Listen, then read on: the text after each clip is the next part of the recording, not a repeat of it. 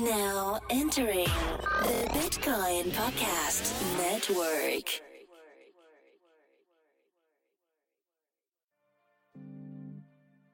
Yeah.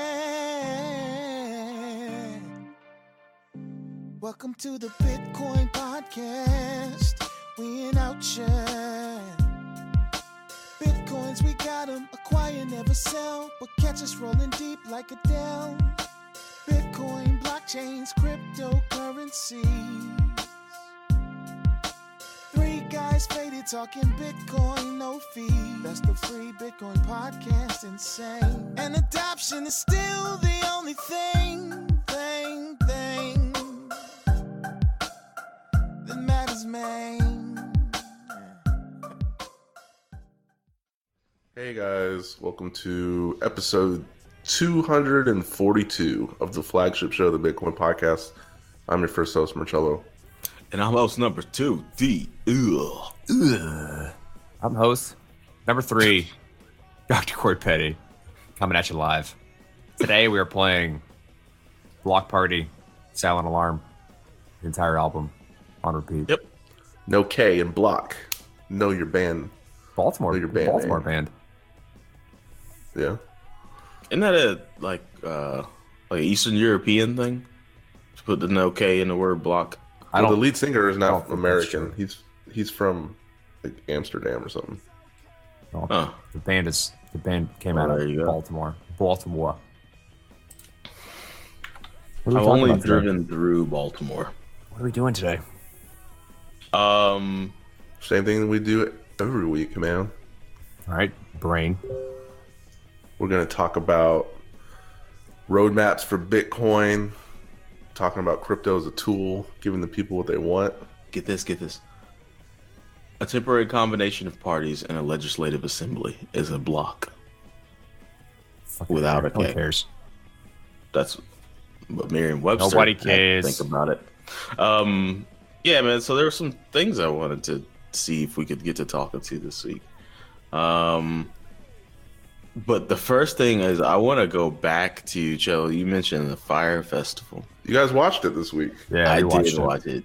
Yeah. Holy shit, man. The FYRE Festival and like the parallels between, I put here, an embarrassing majority of crypto. What do you mean? Okay, go for it. Let's not go with a majority. Let's say like the what you saw, like from an outside perspective, may look like a majority, but it wasn't. It was like the projects that spent a ridiculous amount on marketing. Like FYRE Festival was a couple dudes that somehow got Instagram famous from using all those models and sold a bunch of stuff that they weren't going to be able to do. So it's the same situation where you have a small amount of people being incredibly loud, offering things they can't do. That then, from an outside perspective, looks like the majority. Which was crypto. Like every time you see Lambos and Ferraris and 10 times your investments and your family's asking you about it on Thanksgiving. That wasn't the majority of the people doing it. It was a small minority being incredibly loud. Well, okay, we could say the majority of ICOs because they were really, really easy to start. But that maybe they weren't all outright scams. I'd say, okay, here's a question that I have across like for this thing. Did he set out to scam people, or was he just so delusional? I think that's what he does. Was he so delusional to think that he could do this appropriately? I think it's the latter. And just got way in over his head and refused to like admit defeat, and then force people to do things. In jail now? Yeah, because he went in over his. I think he was in over his head, and then he started breaking the law. Then to try to make the reality happen by lying to investors and all that, because he wouldn't take no for an answer. Like this had to happen. Yeah, so he's a piece of shit that tried to do something he couldn't do, and I think that rings true for a lot of the attempted projects last year. There's a lot of people that promised a bunch of stuff that they didn't understand and weren't able to deliver. That doesn't mean that they were outright scams or set out to do so. granted, there were projects that set out to take advantage of people and make money without ever doing anything. That was their original goal, but that was not the majority. Yeah, but there's no like delineation between intent and not. Like when you have a delineation between murder and manslaughter, like one, I went out to murder that person, or I didn't hit them with my car on purpose. I was just negligent when I turned the curve. Like there's none of that delineation with fraud. Fraud is fraud. And at the end of the day, it's the consumer that's hurt. I think it has to do. It is because there's the potential for it to continue. Like the odds of someone like going out with the mindset of committing fraud versus someone who happens to fall into it because they're incompetent is very different. It's not that probabilistic for the former to happen, but it's very likely for the latter to happen. Mm-hmm. Like it's way easier to get into something that you're over your head in. It's almost more dangerous. You know what I mean? Yeah, it is. And it's like we need to understand where that comes from and how to avoid it. Whereas, like, you can't. Like, there's going to be shitty people that have a mindset of going and defrauding people, but they're relatively small, and I don't think you can try to avoid it. But it's like you said, it's more dangerous to have the other party of a group of people who think they can do a bunch of shit that clearly can't, that then end up frauding people because they're incompetent. But also, if you saw the Hulu version, they actually interview him, and they were like, "Hey, in these documents, it said you've committed fraud," and it's an actual interview, and he's like, "Show me one instance where I've committed fraud. Show me one instance. I bet you can't. I bet you can't do it." And the interviewer's like, and then he like reads a direct quote. And then it just pans to him being like silent, and then it like fades to black. Yeah, I gotta watch the Hulu one. I really want to get a feel for what talking with this guy must be like. And then it dives into his past successes as well, so you understand that he didn't come out of nowhere. Like he had this thing called a magnesium card. Yeah, but even that was kind of fraudulent. They said in the Netflix special, because they said the only thing that it really allowed you to do is get access to this like VIP condo in New York.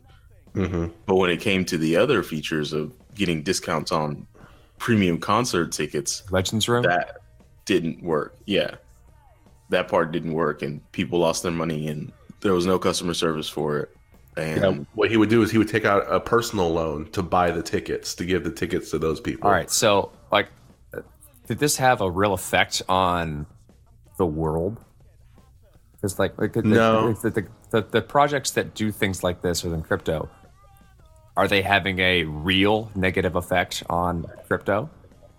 Well, my big takeaway was like a lot of people that worked under him like questioned the tactics and the ethics of what he was doing, but nobody ever really said anything. So like I don't want to use your company as an example, but I got to. It was just like, when we went to the hackathon, it was like, oh, we don't have any bosses, and you can kind of do whatever you want here. And then traditional people were like, really? You don't have to answer anybody? There's no hierarchy system. You don't have to answer anybody? Like I don't know if anyone in that organization questioned the structure of the company, or if they just went along with it because that it's the future. And I don't know if FYRE employees actually voiced their opinions until the documentary was made, or if they really did it like in the boardrooms. Like really, like yeah. But there's many companies trying that like decentralized structure in this space.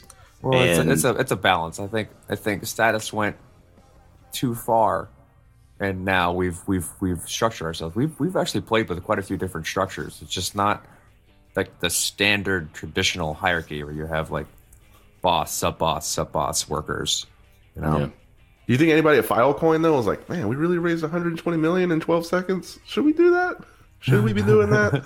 Hell no. Like, oh, we got money, son. Yeah. I don't think they knew. I don't think any of these companies. I'll tell you what, man. If I raised that much money in that short amount of time, I'd be shitting my pants. I'd be so scared. If the SEC is coming, just distract them with your great yoga skills. Yeah, that part I was like, oh wow, this guy's an asshole. I mean, it's a great documentary, and I don't really say that typically about documentaries because I'm not one of those people that just like. I know there's serial documentary watchers out there that are like, I watched this documentary on desks, and I had no idea that it wasn't a furniture that people used until the 17th century, and it's like, dude, get the fuck out of here, nobody. But it was a good. You know somebody like I know you know somebody like that. That's like watch the documentary on sawdust. But yeah, it was good. A lot of parallels between cryptos, a lot of projects in the space Tron that just seem like they don't know what they're doing. Hey, but I want to talk about that too. There's like 2018 like exposed a lot of scams. Mm-hmm. I still see XYO Network. I still see Tron. They're not scams. Whoa, careful now. Go fuck yourself. All right, you can't just say scam and then sure, okay, I can say whatever the fuck I want. I can say whatever I want. It's my opinion. If I think Walmart sucks, I can say Walmart sucks. They're not going to. Can't say Walmart's a scam. Today's episode is brought to you by Walmart. Yeah, Amazon's a scam. They don't pay their warehouse workers. Whatever. Walmart's a scam. Every time I go in there, nobody knows where shit is except for me. Scam. But I'm saying like the general consensus is Tron and XYO has shitty white papers and they're whatever, lack of a better word, scam. How are they surviving? How are they raising capital? How are they building out products? I mean, there's this weird like, I don't want to call it a dichotomy, but difference between what like it's like personal self-interest and what drives a good portion of a lot of these projects is just pure speculation. And people who are speculating, like traders, don't give a good goddamn of what a project is doing. They just only care about short-term gains and market manipulation.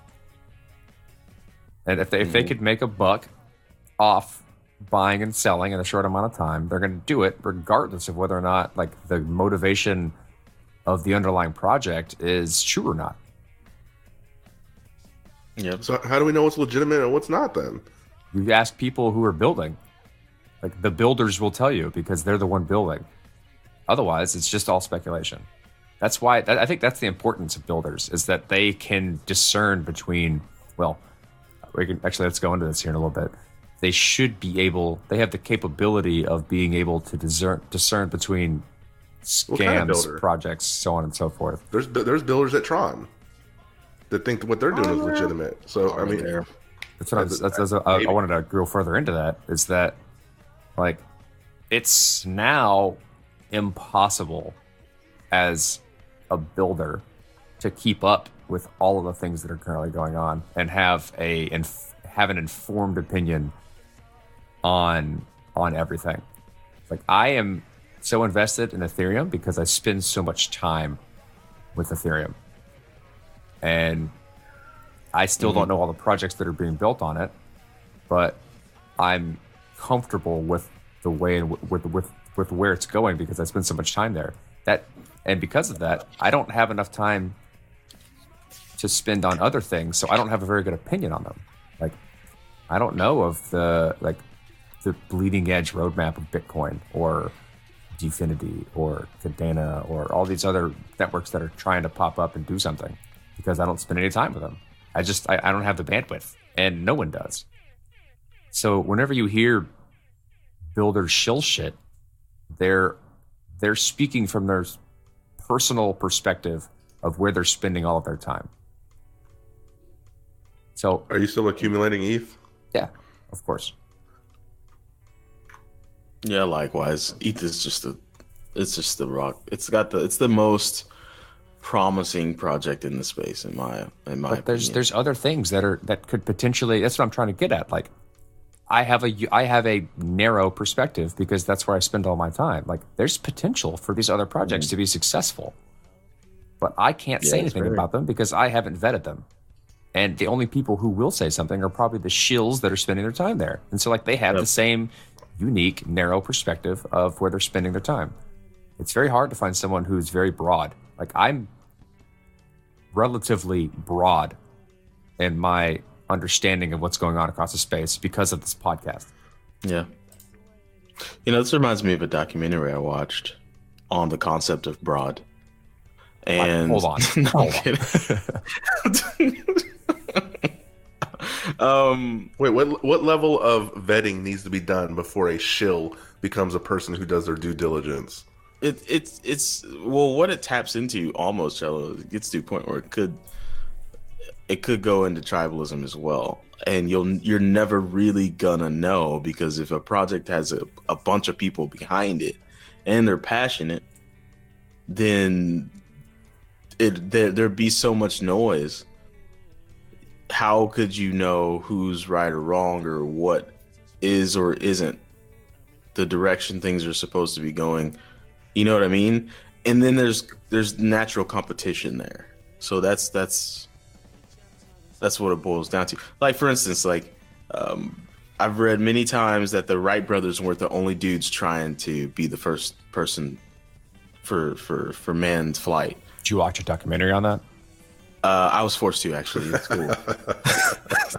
I was forced to in school and do a project on them or whatever. But there were like two other groups of people that were like, yeah, we want to fly. And it was the same story. People, their neighbors were like, you're stupid. People can't fly. You're wasting all your money and time and your life. It's just a waste of time. But the difference between those times and now is like, it seems like, the difference between that example and crypto is that in crypto is like, okay, Bitcoin has its camp of people, and then there's Litecoin, Ether, Bitcoin Cash, Ethereum Cash, Tron, Quantum. Like, there's so many different camps trying to essentially do kind of the same thing. Like, they still want everybody to use it and want to be globally utilized. I think there's so much competition that it just looks like it's like Mad Max sometimes. When you know the Wright brothers, they didn't invent flight. They ripped somebody off and had better marketing. A Brazilian. Nope. Word? Nope. That wasn't part of the documentary. Nope, because they had good marketing. They had a good publicist. I don't think that's the case. Well, no, I don't think that's the case. No. Yeah, they got who. The reason why you think that they invented flight is because they muted the other guy, and then they were the loudest voice on the mountain. Is that marketing? Is that hashtag marketing? That's silence. That's 19th century marketing. I thought Leonardo da Vinci invented it anyways. What? I've seen the drawings. That little spiral helicopter machine. The ornithopter? Yeah. Anyway. It's kind of like, how did Columbus discover us if there were people already here? It's one of those things. Anyway, let's get back to crypto on this one. Yeah, right. Like, there's a lot of camps. And I was asking myself this the other day, like, how would I know, since I am so heavily invested, like, personally with my time in Ethereum, how would I know if it's screwing up and I'm not becoming like a shill or a part of an echo chamber? And that's a good question. Are there metrics for this? Is there a way? Let's like take this into consideration. Like, there's no boss of Ethereum. I guess you could say Vitalik is somewhat of a benign dictator of what's going on, but there's like the way that decisions are made, from my personal firsthand experience, isn't always coming from Vitalik. It's coming from a very large group of people talking and discussing things. And so because of that, because it is decentralized in the way that the governance works in a lot of ways, means that you're going to not agree with somebody in that thing. And so like it's much more difficult to spot malfeasance or things going in the wrong direction because it's so broad. Mm-hmm. I can't be like, this isn't going to work. This is clearly not going to work because the CEO is a fuckhead, like you would do for a normal company, right? Mm-hmm. It's like it takes a long time for you to realize if something's going wrong, and by that time you may be too far in. Well, how do we counter tribalism? Yeah, how do we officially learn the lessons of yesteryear? where there isn't a bunch of bullshit out there, and there are actual good projects. Like When what are CNBC the starts things talking that about we something, measure? you know that it's bad. Oh, I like what you did there. When they were trying to tell people how to buy Ripple, you could say things went sour from there. Yeah. Well, buy Ripple at the tippy top, sell it at the bottom. That's What if pretty what much- if Vitalik started tweeting honest criticism and he already showcase? does that? What do you mean started? I mean, like really showcasing weaknesses of a projects that he's involved with. Yeah, would but be I don't know start. if he gets too involved in projects. He's just a scientist. He's Needs just to. doing research. If he's a voice, I think his time is valuable, and he should be spending it on making sure the project that he's most dedicated to can scale and work on the roadmap associated with that. And that's what he's doing.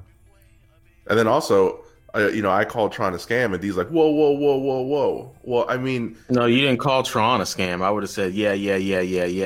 You called XYO and some other things that are scams. Right. That are clearly not. They just they may not know what they're doing, but they're not. well, I mean, who's to say if a project is a scam, they should be classified as such. That's what I'm I don't saying. know- Like, you can't call something a scam. That's just and, incompetent. yeah, it's just a Like, comment. it's a misuse of the word scam, and it's used way too broadly, in my opinion. People use the word scam way too broadly. Like, there's people saying if Ethereum you look at is a white scam. paper and, That's fucking it's ridiculous. paper thin, then it's a scam. Yeah, but people still misuse the word, right? Like XYO, I think is just a company that doesn't know what they're doing. They're not motivated to go out and take advantage of people. Yeah, They're that's not their trying to aim. make something work, and they're not. So and because probably they're not very good ignorant, at it. that What? doesn't make them a scam. No. Because they don't know what they're doing. But if they No. knew what they were doing and then they were deliberately not doing a good job, that's a scam. So all companies that fail because of incompetence are scams. But they have no product and they don't know what they're They doing. do have a product. Now, if you They know have what a you're doing product. and you still fail because you can't get a right customer base or you can't sell your product, that's different than having a shitty white paper, no products, buying Formula One. Exactly. Having Ed Like Helm there. they have those things. They do have a product. They do have a company. It's not. It's the opposite of like fuck token or something like that. Which is a real thing, which I'm sad about. But it's the opposite of that. You know, is Zero Collins today. yeah. All we're saying is like you can't. You got to be careful about calling things scams because I'm guilty of it too. I've done it on the show before. Where I'm like, oh, scam, and I do it on just the header sometimes. When I'm reading just the headers, I'm like, God, it just smells so sour. You just got to be careful with it. That's all. I just don't like. I don't like people saying scam when it's really just incompetence. Like incompetence should be called what it is, and you don't invest in it because they're not going to be able to deliver what they're saying they're trying to deliver because it's either poorly planned or stupid. Mm-hmm. I also feel like we should do But a scammer should be like outcasted. Like they need to be like it's a much worse thing than incompetence. Like, Well, that's the thing with incompetence is FYRE dangerous. Festival. Was he a scammer or was he just incompetent? I think he We already personally had this- we just was. had this discussion. No, Like, when was he started incompetent. out. Did he start out to scam people, or was it like, oh shit, we don't have a product? No, he they had a product. really- Remember, like We literally just talked about it. We said that there's no difference on the consumer. Remember, the consumer still gets hurt whether somebody does it on purpose or they set out to do it. We just talked about that. But So he we don't didn't need to go over that again. He didn't go to jail though because he was ripping off consumers. He could have ripped off consumers and never had another festival. He went to jail because of fraud. He went to jail because he ripped off rich people. Yes, it has nothing to do with consumers. That's why Ja Rule is still out there. Ja Rule, baby. Yeah, but it Can't help myself. Where would I be without him? I can't even. That's why I knew it was gonna get to Ja Rule at some point, and we were gonna be able to continue. I did ask him to come on the show, and he said no. And that just, I'm telling you, if I'm on that team and I go into like a kickoff meeting Like, all right, guys, let's start kicking off the production for this FYRE Festival. And then I look and I say, where this is going. Is that Ja Rule over there? And then I whisper to you, like, say Corey, we're in the same room. Or I'm like, hey, Cello, Corey, is that Ja Rule? Like, and I think that's Ja Rule, yeah. And I was like, what the fuck is Ja Rule doing here? Why is he? Like, is this a like early 2000s rehash small pocket show that he got invited to come do? Because if the situation doesn't involve raspy yelling, Ja Rule shouldn't be there. Like that should just be a rule of thumb. What if it's 50 Cent? A Ja Rule of thumb? 50 Cent. If 50 Cent was in my like business meeting, I would say that was actually really good. That was a Ja Rule of thumb. It's not about raspy yelling. Ja Rule shouldn't be there. That is a Ja Rule of thumb. Oh man. Shit. We got someone who joined. Who is with us? Who is that? A Ja Rule of thumb. What's up, guys? Hey. Who are you? How are you? What's your name? Where are you from? Slack username. This is Mark's fake last name. Oh, what's up, man? Yeah. Last name. How's it going so far? It's going good. We Talking just about Ja Rule. Yeah, we were just wrapping up talking about the FYRE Festival and, how do you discern a scam from not a scam? How do you, because it's important, right? It's a lesson that the whole space needs to learn. Here's a question for you, Mark. And I don't know if you came in wanting to talk about something, which we'll get to, but what's the difference between, or is there a difference, or does it really matter if there is a difference between someone who is scamming somebody, like motivated to go out and scam somebody, versus someone who's just incompetent?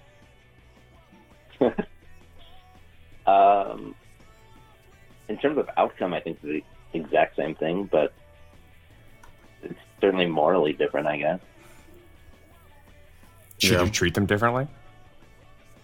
Or how do you differentiate them as a consumer or a person? Hard-hitting questions here today. Because then you're agreeing with Ja Rule that it wasn't fraud, it was just false advertising. So there needs to be you need to discern them differently. You have to. What is false advertising if not fraud? Touché, salesman. Yeah. It's like diet fraud. Diet fraud. Yeah, it's got no calories. It's pretty empty. It's not going to do anything for you. It's the Keystone Light of fraud. Yeah, it's the natty light. That's a good question. Actually, we should ask Amy that question. She probably know. So, Mark, do you have something you want to come on and ask or talk about? Shit, let me try to remember. Oh yeah, I was curious about. Sorry, I have like notes on my phone that I got to look at. I was curious about your guys' thoughts on Bitcoin Carnivores. I don't even know what that is. What is carnivore? Yeah, like that carnivorism movement. Oh yeah. Bitcoin. Explain that to me. Have you guys not heard of this? No, we have not. I don't even know what a Bitcoin carnivore is. There's just a group of guys in the Bitcoin community that are like, oh, we have sound money, now we need a sound diet. And the way they're doing that is they're focusing on more and more red meat and less, grains, vegetables, fruits, and shit. Oh, literally. They're literally talking about eating meat and not I'm Bitcoin reading stuff. Yeah. College should join that. Who the fuck cares? Well, I'm no scientist or anything. No, I'm kidding. That's the same thing people say right before they say something really stupid. I am a scientist, and I have a PhD in chemistry. Sure, eat red meat. But you have a PhD in like meat eating. No, I don't. Or do you? No, I don't. That's his second PhD. Yeah. You can't just eat meat, I don't think. No, actually, so I don't know if you've listened to Rogan much, but he's had a few people on that literally, like quite literally, only eat red meat. That's it. That's the only thing that they eat. 100%. It's called the carnivore diet. Just 100% red meat. Yeah. Were there cavemen that did that or something? What is that? That's about? just. I'm sorry, but that's like that's it's literally the only thing that keeps them from having like ridiculous symptoms. Like They I don't know. They have these weird bodies where they're allergic to all things, like including like broccoli. And they literally, the only way in which they don't have symptoms is if they only eat red meat. Did they not learn in like 4th grade science what the word omnivore means? I don't know. Did they not learn that? Oh, I get it. D, you're feeding into right where they want you. It says here, if someone's willing to say, oh, hey, I'm into this thing that 90% of everyone says is dead wrong, then you've probably got yourself a cryptocurrency fan and an all-meat dieter. So the more you defute it... Are you reading something right now? It's from that put a article. link in there for you to read it in our channel. So they love to be a part of things that people say you can't do that. I think that's... okay. So they're evolved hipsters is what they are. There you go. Yeah. Okay. Is that what you're getting at, Mark? I guess so, yeah. I mean, I don't know. It just seems like a weird subset of Bitcoin enthusiasts. It's Yep. I think the nature, like what Cello just mentioned, of this space will attract people like that. Like those types of people will do this just based on the way they operate in the world. That doesn't mean that only people who are into Bitcoin are like that, but you're going to get that subset of people because it's niche and new, and in order to be a part of this space, you need to get it, and I get it, so I'm special. Yeah, but they're fucking stupid. This has to be a joke. I feel like I'm getting trolled. Like this feels trolly. This Bitcoin Carnivores thing. I feel like it's really just a big joke. I think there's people like that. Or like someone came up with a joke and then someone else was like, yeah, it's a great idea. And they're like, whoa, no, it's not. And they're like, it is though. Well, interesting. Well, if you are eating just red meat, I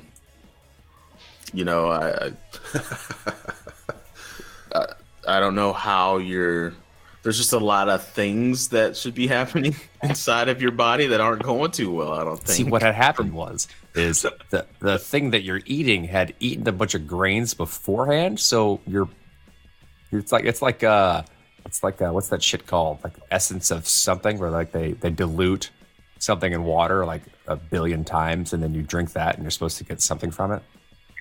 The same herbology type shit. I don't know what that's called, but I do know that that's weird. Similar story there. Yeah, Mark. I think that it's kind of a trolly thing. That's from looking at it here. I don't know if anyone's doing this really. Should we try it for a week? Nope. And report back? So yeah, the thing if we about can get doing that Butcher is Box I don't like as a being sponsor, constipated, so I'm not gonna eat red meat only for a week. I'd rather not. I think we could do it like a Morgan Spurlock documentary, like Super Size Me, and we do it. We're the Bitcoin Carnivores, and then we get a documentary on Netflix, and then people say, I saw this documentary. Yeah. The camera's just outside the bathroom door for 90% of the documentary, where we're trying to take a shit. I don't know what kind of and meat then y'all we're are talking eating. through That's the not how it door. works. The worst part about the carnivore diet. But I made up for it by getting really cushiony toilet seats. I'm sorry. I don't know if you intended. I don't even know if we answered his question. Did we? I think we did. He said, "Do you know about the Bitcoin carnivore movement?" And we said no. No. So there we go. Maybe a more important question then. What do you guys think? Like, you're talking a lot about mainstream adoption and whatnot, and there was kind of a lot of backlash when Samurai switched to not including fiat display, basically. It's only displayed in Bitcoin. What do you guys think about that? I think that was stupid. It was stupid, but I like it. I think that some learned behaviors have to be force fed, whether you like it or not. And a large majority of the planet thinks in currency in very large numbers. And we in the US and most Western civs, we've always had this luxury of like, oh, everybody uses our stuff as the reserve, so we only have to use small units. Well, like when you go over to Thailand, it's like this shirt costs 23,000. What? Like what? I don't even know. 23,000. What's that called? Bat or whatever they use in Thailand. And so I think that by forcing people to use crypto as the mental math that they're doing, slowly breeds that epoch where people are like, well, if this stuff is going to be valuable and used on the daily, it's got to have enormous value. We've got to start exploring the rest of those decimal points. Now, it does the point between A and B that I just mentioned is very long and doesn't take place overnight. But I do like that they're forcing the envelope and saying like, hey, Satoshis are what you need to be going by, or bits, or whatever you want to call them, are what you need to be using. Yeah. So, Cello, do you have an opinion here? I have a very strong opinion here, so I'm gonna wait. I was dealing with my daughter, so I actually didn't hear the question. So go ahead. All right, nice. I think it was stupid. I think it was a dumb move, and software companies should not make strong opinions that don't give their users an option to do what they want to do. If you're gonna create things that are supposed to be used by people, you should give them the option to use it how they want safely. So would you be okay with it as the default? This was just forcing an ideology on somebody.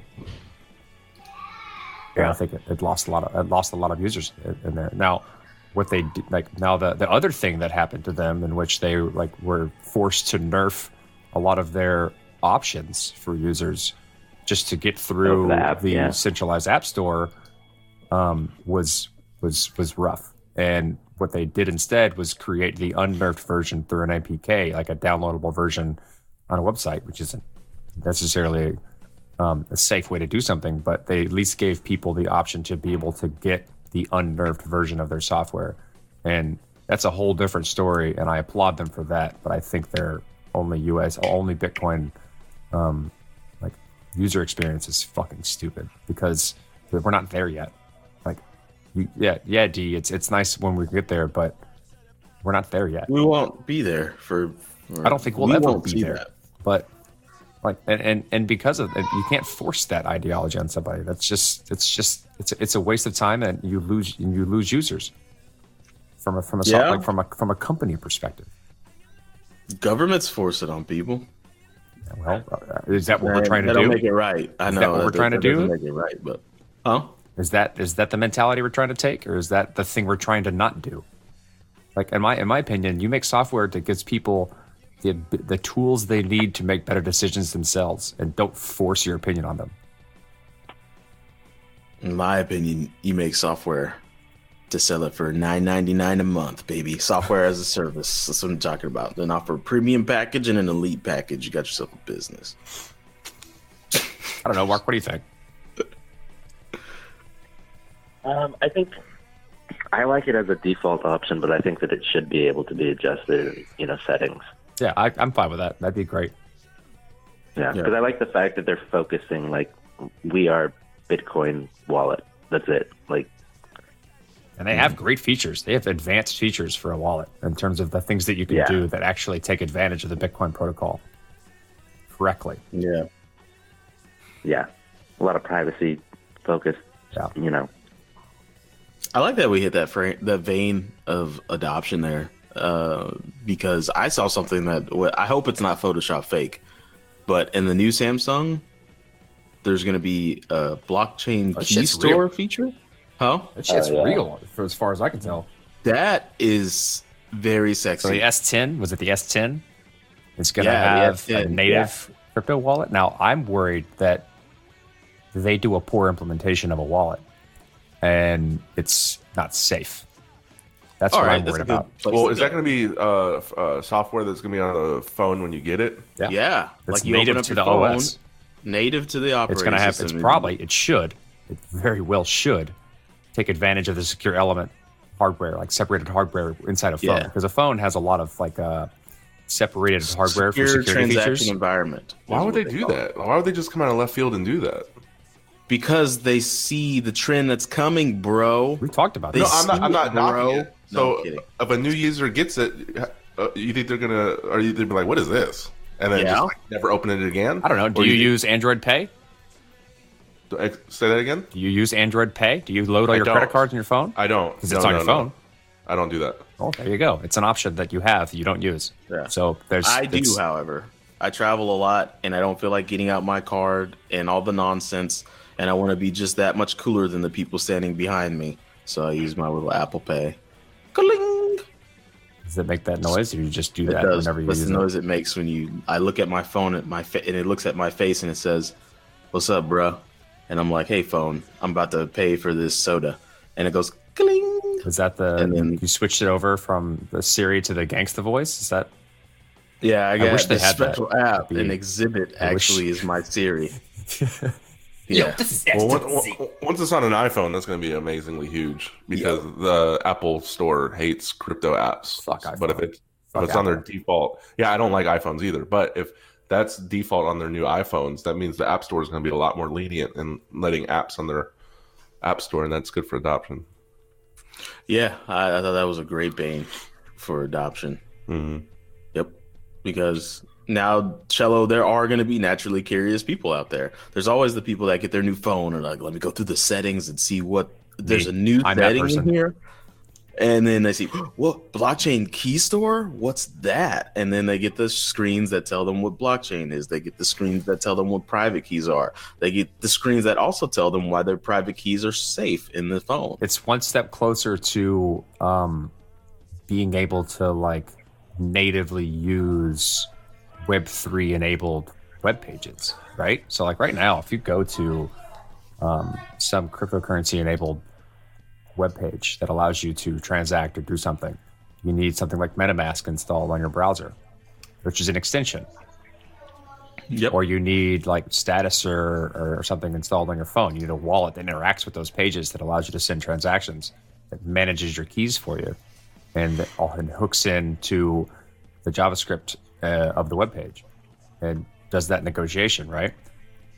This is one step closer to it just being a native passive experience that's just a part of your device. You don't have to add extra things or figure out how to do it. So when you like now, if you have that phone, you can just go to a cryptocurrency enabled website and do things without having to install software or understand what's going on. That's a big step forward. Do you think that like when the Finny launched, everybody came into the office to celebrate the grand opening of that product launch, and then like the Samsung Galaxy screenshots came out, and they were like, "Oh, god damn it!" I literally everyone. It's so funny. It's like everyone who does like a hardware wallet option, those kinds of things. I always ask them on like announcements. I'm like, "Are you worried that smartphones are just gonna innovate and people won't need your thing?" And they're like, "Oh no, because people would love carrying around a Tamagotchi for money." Did they not love carrying around Tamagotchis? And I was like, I mean, they were 12. Like people just want it all in one little device, and we have it. So as soon as I saw that screenshot, if I worked at Finny, I would be shopping applications around. I'd be like, "Ah, shit." What we're doing isn't so special anymore. That's a shout at you, Finny. We still haven't gotten our damn phones. I mean, my phone's cracked, so I'll use it just as a regular phone. That's what I'm excited about. I don't have to buy another phone. Well, What else you got, Mark? yeah, you got anything else, Mark? What else I got? I don't have content, so we're asking you for it. Yeah. Yeah. We have. No, don't say that. So I know that you guys are. I think it was Dean mentioned at one point that he wanted to do like basically enough shows that it was like a 24-hour Bitcoin podcast network, right? That's my dream. Yeah, that's our dream. It's tough to execute the dream, but Yeah. I wanted to create a URL that was like tbp247.com, and you just go, and it's just like XM satellite radio content all the time. See, right now we have about 500 plus hours of content, so we could do it, and it'd run for a week or so. And then just do a repeat every week. Yeah. So, yeah. But where are you going with that? Sorry. I was curious if you guys have like anything in the pipelines for new shows, like you're going to do like a Lightning Network themed show or something. Yeah, Any sort of new things or there's some whatever. talk / work being done slowly on a security-minded show. It's going to be not necessarily blockchain security, just security in general. It will include blockchain, like how to manage private keys appropriately, how to not get phished, things like that. But I'd like to have, because you can basically create infinite content around security alone. Yeah. You mentioned Lightning Network. Is that a show that you would like to see that we don't talk about enough? I absolutely would. Is there enough I'm a content huge there? fan of Like, you Lightning think there's Network. enough? You think there's enough to have like a weekly show just on Lightning? I think so. It's getting to that point. Yeah, Lightning is growing really fast, and nobody's really talking about it, and nobody is getting into the details of what those numbers mean. You know, like how Bitcoin, it takes a while to grasp what difficulty means, hash rate means, what that number even means. Like you tell somebody it's like so many exahashes. What the hell does that even mean? And for Lightning Network, it's capacity in channels, and right now there's approaching 7,000 open channels with a capacity of, I think, like $1.2 million or something. And so what it all boils down to is that increases the probability that your transaction for Cheetos goes exactly to who you wanted it to go. And that's a big deal. So, Yeah, and you guys could do like interviews with like Jack Ma and Elizabeth Stark and whatnot. I think it'd be interesting. Elizabeth Stark has agreed I'd to be- go on our show 3 times and she never follows through. Yeah. That's out. Shout out to you, Elizabeth. I'll get you one day. I know Is you're that a busy. shout It's out? not Like, is that what a shout out is? I don't think that's what a shout out is. I think that's like, hey, looking at you, Shout out to the Winklevi for always avoiding us. but liking our tweets. Yeah. And their companies like our tweets, but Well, they always answer us. Yeah, But like, But, I thank you don't for think the- we have the bandwidth to do a lightning show ourselves. I would like to have someone who is knowledgeable do a show under our brand, right? You To know- like bring someone in to do that work. I know just who to talk to. My favorite German teacher. Yeah. And I'll reach out to him for Who's you, that? Mark, and see if maybe we can at least start with maybe a, once a month show where we're diving a little deeper into the Lightning Network than just talking about how awesome it's getting. And Yeah. give you Who's this? it's the German guy with the ponytail and the blonde hair We interviewed and the him. glasses. Are you talking about Weird. Rene Picard? Yeah, Rene Picard. Yeah. Oh, okay. Yeah, he's great. He could be our host. He could be the host of that show. Yep. Oh, yeah? He's already making Lightning Network content, is so it's not all- like he doesn't know how to do it. Yeah, but he already puts a lot of work into his own show, so we. Yeah, he's not interviewing people. It's just That's true. have him come on for occasional interviews and we'll air it. It's just No not doubt. hard. Thank you for the idea, though. That does give us an idea. For I always wanted a mining show, but never got off the ground. But maybe Dave Carlson's hard to free. find I hear people. he's free. But yeah, If I were a miner, I'm not talking anywhere in public. why not? Well, they had a booth across from us at one of those conferences. They love talking Yeah. to people. Well, And selling. those are miners that are trying to get in the game. If I'm a miner and I'm winning the game, I'm talking to nobody. You mean to tell me I've got a well of money that pours out money? I'm not talking to anybody about. No, how you can wear a V for Vendetta mask and not reveal your name and still come on and do a show and spread the gospel. because that's not creepy. I mean, Yeah, I'm just a normal guy. Come on, man. That's creepy as hell. Hey, some people would. I don't know. Some people would find it interesting. I'd find it interesting.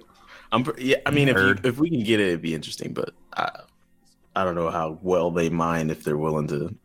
Like if I figure out Ray Redacted's last name, I'm gonna create a podcast that's his name, and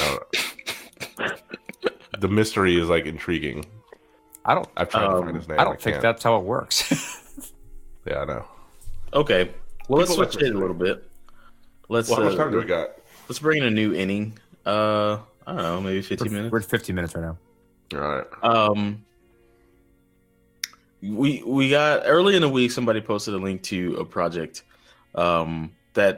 and it was like, yes, it was Colin. He's like, yes, this is an actual use case, and they're actually using blockchain for something that hasn't been done before, and that was basically what it looked like was giving access to banking infrastructure to like rural farmers in Lucian posted that. some country. Lucian, okay, and it was Hava? great. It's called Hava. Yeah, it was called Hava. Hava. I'm looking And it up. it was great, but in the video, all it really seemed like is it was like, oh, it's giving that 1 or 2 degrees of separation for large banks to try and make a shit ton of money off of like rural farmers. Can we play the video? I can start it. I mean, we can, yeah, we should actually, so the users know or the listeners know. I've never heard of it, so what we're talking about. We'd have to go find it. We didn't pull it up, Jamie. I don't even think that we were gonna talk about this. I just saw it, got excited. Where is it? I got it here. You got it? Yeah. Pause block party. You hear that? Sebagian That's besar very loud. waktu panen berlimpah.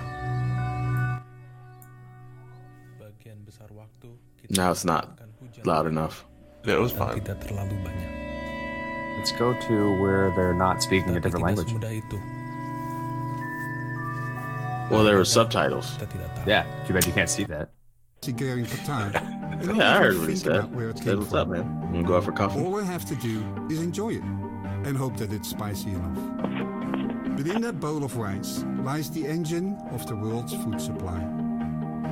Tens of thousands of years This is ago, the CTO agricultural of revolution created the Amazon opportunity talking. for humans to build communities, then villages, Werner Vogels. then cities and empires. Eventually, the simple act of learning to domesticate grains led us to where we are now, a global economy and a population of 7.4 billion. Combined, rice, corn and wheat feed 80% of the world's population. Rice alone feeds almost half of humanity. That is 3.7 billion who depend on rice to survive. Not to mention a Fast whole forwarding. They connect rural smallholder farms with banks and distributors of goods like seeds, fertilizer, and tools. It is simply the sharing of hard to obtain data that makes this possible. With this system, good information is the basis for good credit and goodwill. In our current economy, data is currency. The HARA process is simple. So pause it right there. Yeah. So they built this fancy app, and rural farmers rice patches, I don't know. Sure. whatever they are basically inputting all kinds of different data points into this app, and then they're getting that data at scale and selling the shit out of it to these banks, and maybe a little bit of money gets put back into the farmers' hands. No, it's enough for them to buy stuff. Like it's for them to operate. Like it's allowing them to get loans and operate and then not go through loan sharks and have 60% markups on yearly markups on their fucking loans. It's making a drastic impact on the farmers' lives. Watch the video. Did you watch the video? I watched the video. I watched the whole thing. Well, we're gonna put it in show notes so other people can yell at you for saying that incorrectly. I didn't say. What did I say incorrectly? That they're not. It's not making an impact on the farmer. I didn't say that. You literally just said that. You just said that, bro. Okay. Well, okay. So it's having impact on the farmer, but what are they not getting monetarily? Like, what kind of money is being made off of them? Does it matter? What did you get excited about, D? I didn't get excited about any of it, but everybody else did. No, you said Everybody I else- saw it and I got excited. How is are you No, mad I if a said they got business excited. makes an impact on someone's lives and they make money in the process of doing that? I mean, it just doesn't. You were just talking about business and It's just- software as a service. If you Yeah, I was joking consume there. software as a service, are you mad that the company that you're buying is making money? No. I'm not. All I'm saying is it seems very. I didn't even disagree with. I just pointed out that it's such a different vein of excitement. It's such a different theme of excitement nowadays than it was in the earlier times of crypto, where now it's just like, oh yeah, that's a really great thing that's going to make the banks more money and it's going to make things a little bit better for everybody. But it's cool that somebody's just doing something that actually works. And I was like, man, all the ideology is totally gone now. Like we're moving past that point. I don't know. I think it's a parallel vein. It's we can do both at the same time, and we're simultaneously pushing the boundaries of centralized world money, like sovereignty over your own finances, while also making the other side less shitty. It's not mutually exclusive. It's not one or the other. How are they getting sovereignty over their own finances if they're getting paid in a token that is a company? I'm saying that this is a completely different swim lane than something like Bitcoin. Yeah. And this doesn't take away from the sovereign sound money movement.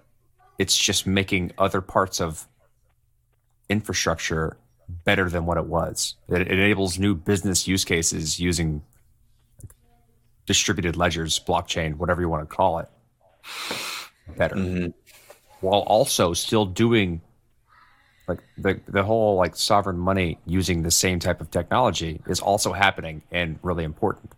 But like they don't take away from each other. It's like that's the rising tide raises all ships type of thing. Like everything gets better.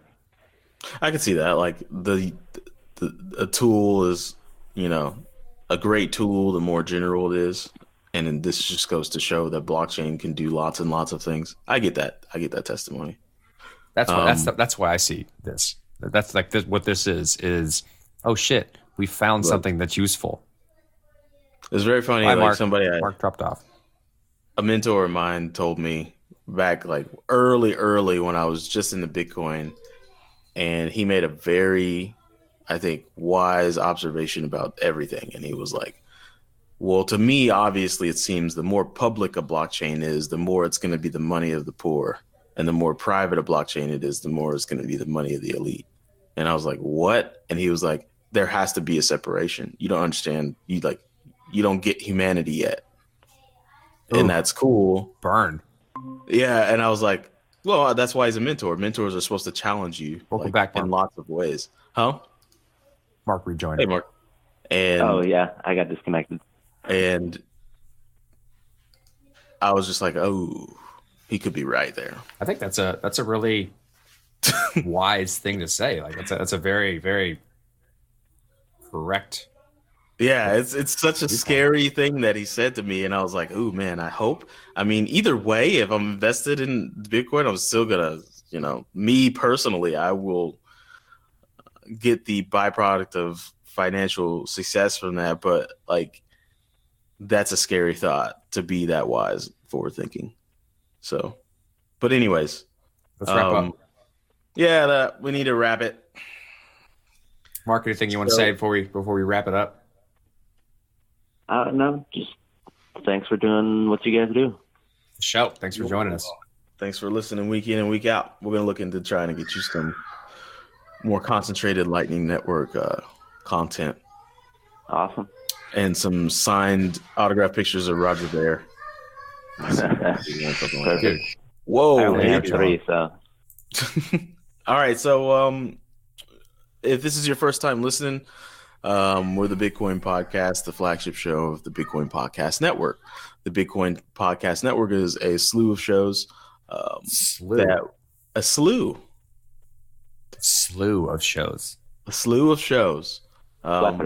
And you will get content all across the map. There's Long Blockchain Podcast. There's the Bullpen Podcast, Crypto Till Infinity, Dose of Ether, Hashing It Out, announcements. What's the other one that I do? Just the Headers, where I talk about the headlines in crypto. And thank you to, who did it? Someone sent me a message that was a list of about 10 different sources that I can now add to my RSS aggregator, so we can have more headlines than just. I think that was Joe. It was Joe? I think so. Who? Joe Blau. No. It wasn't Joe. Joe's doing his own thing. It was somebody different. Somebody who wasn't worth remembering. Yeah. I want to say Leonard. I want to say it's Leonard. Anyways, thank you, Slack member, who hooked me up with that. I really appreciate that. Your boy was on a podcast. So if you need more cello in your life, I appeared on the PayPod, which is on iTunes and all that. Or you can go to soarpay.com, click on podcast. And me and the host, we talked about investing in cryptos, blockchain technology usage in business, as well as something called stable coins, which everyone was asking me about. So me and him go toe to toe. What do you think about stable coins? I want to know. Or listen to the episode, bro. No, you're not gonna plug another show on our show. Just tell me what you said. Why you do that's marketing. Yeah, I'm plugging the show on the show. So you can listen to me, and then on that show, I plug our show. Infinite loop of plugs. There also, you were on the Crypto Cousins show. You never tell anybody that. Because I consider myself fine cologne. All right, it needs to be discovered and not advertised. That's not how fine cologne works at all. That's how it works. It should be discovered. That's not how the perfume industry works whatsoever. No, because ain't nobody wearing discovered cologne. When your lady and you get close and she's like, you smell good. What is that? And you're like, that's right, girl. Oh, you see that commercial that they play all the time? That's what that is, because she knows what that is. I'm not talking about the commercials of the dudes that are glistening and they're like, oh, and by the way, I smell good while I glisten. I'm talking about the real life interaction you have. You shouldn't be walking around smelling like a perfume bottle. You should just put a little bit of cologne on and let people discover that shit. Also, we have a donate website now where you can donate FBTC or LTC to the podcast and get on a leaderboard that shows how much you've donated versus everybody else, so that you can beat them and be the best donator in the world. You want to tell them where they can find that button, or you want them to just discover it? Discover it, baby. Yeah, go to the website, bitcoinpodcast.com. There is a donate button in the nav bar, which will take you to the web app that I built, which will be having additional functionality over time. So right now you can do SBTC and LTC. I'll add more coins, add more functionality, make the leaderboard better, etc. over time. So we should make it lightning. That's what I want to do. Lightning compatible. I want to have it lightning available. Yeah. Well, that's that, guys. Listen to our stuff, read our stuff. Yeah. Thank you for another week. Shout out to Taylor Rooks, Zoe Saldana, and Zazie Beats. Play